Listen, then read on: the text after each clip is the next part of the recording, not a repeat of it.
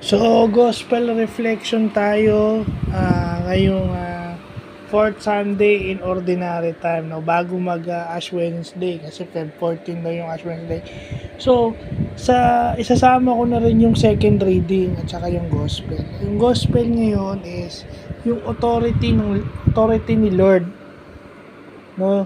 Nagpapatunay na si Lord yung anointed one o yung sinasabi nilang Mesiyas. Actually yung Christos daw o yung Christ, ang ibig sabihin daw nun anointed one, no? Yun yung matagal.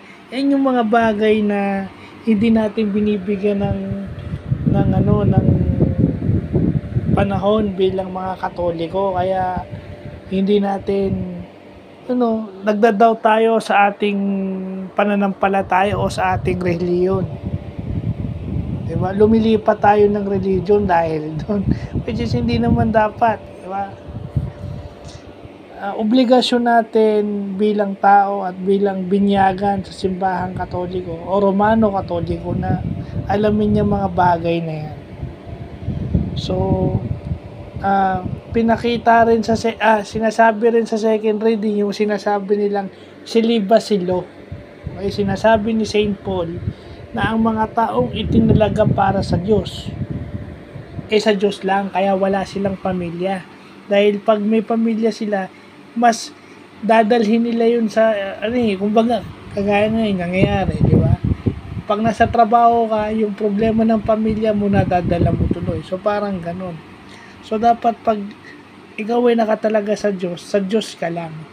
Lingkod ka ng lahat ng tao. Yun yung sinasabi nilang law of celibacy na ipinapaliwanag, no? Kaya may mga pare at madre na hindi talaga mag-aasawa. Yun ang lumalabas diyan. O yung law of celibacy na kasi kagaya nga maraming mga hindi naniniwala diyan pero nasa Bible na mismo yan. Diba? Diba? Yung Eucharist nasa Bible yan, pero bakit hindi pinaniniwala ng maraming tao? Yung celibacy, sinabi na pala ni Saint Paul. Nasa Corinthians pala yan. Di ba mga ganung bagay?